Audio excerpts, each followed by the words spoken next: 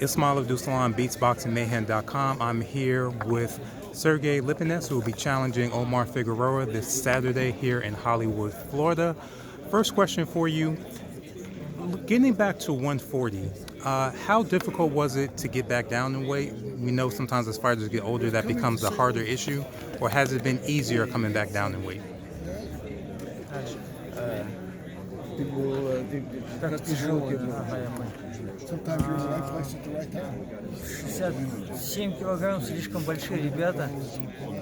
И я считаю, что мой вес натуральный 63,5, как и был до этого. Поэтому мы спустились в вес. Вес дался не слишком сложно, потому что у нас в углу Джастин Фочин, он подсказывает, как скинуть вес, поэтому вес идет хорошо, чувствую себя отлично, я готов к бою. Тяжелая работа всегда оплачивается, поэтому мы тяжело работали, у нас менялись соперники, менялись даты, я не плакал и терпел, тренировался, и вот за все воздали. 147. There was a reason we went up to 147. At 140, when I became champion of the world, everyone went up to that tournament, and it was not included. And really, there was no one to fight for the money at that point. So we went up to 147, and it went well at first, but really I realized that it was not my weight division, and obviously we made a decision to go back to 140, which is more comfortable for me. I made weight no problem. I had a great camp.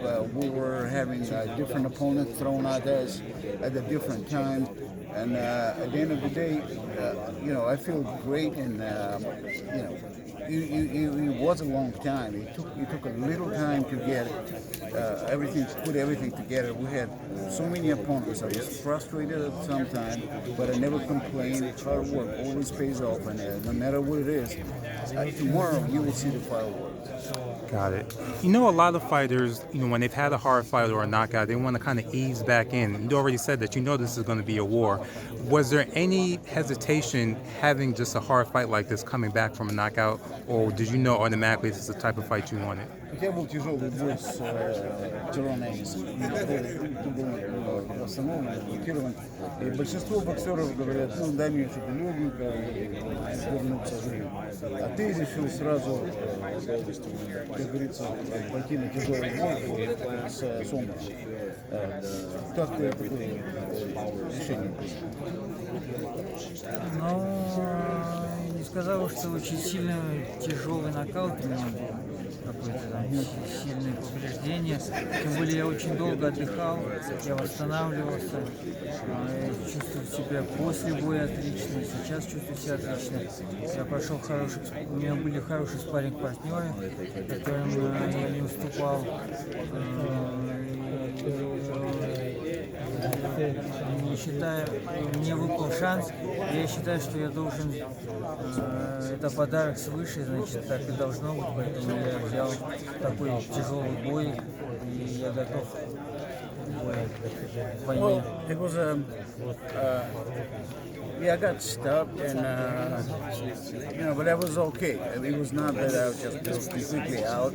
A week after that fight, I was really in good shape, and I took some rest, and I was in the gym probably a month and a half right after that fight, and tried to stay in shape and everything. But I'm a warrior. I don't care. Life hit me way harder than Ennis did during my whole career and during the time when I was coming up. So, I'm a warrior. When that opportunity comes along, an opportunity like that, it's not going to be passed on. And I had a lot of fighters that I sparred with, a lot of good fighters that I sparred with. I took some shots from him.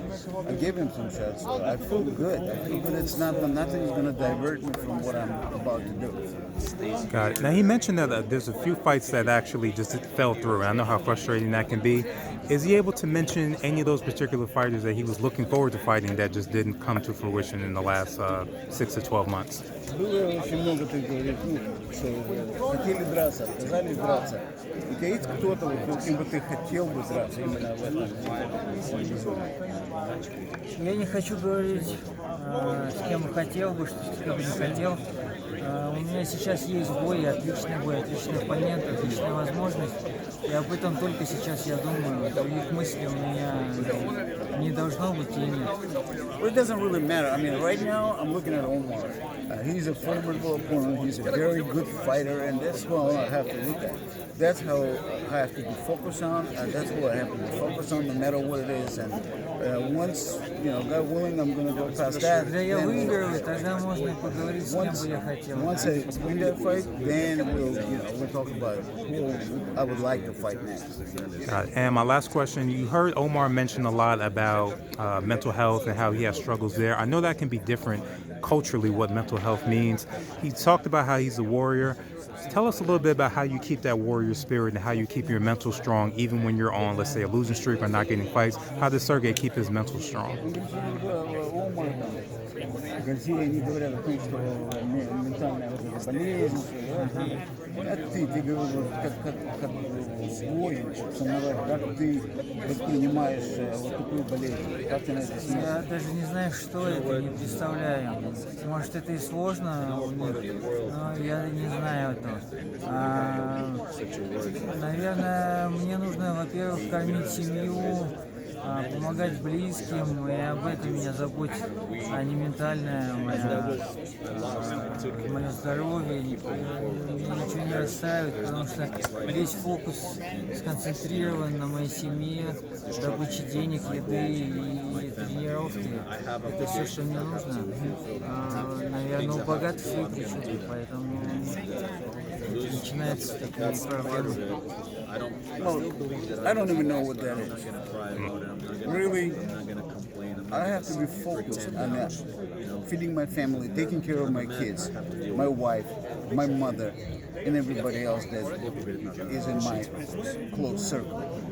I guess when you have too much time on your hands and money, you start looking for or digging into your inner soul, whatever that might be.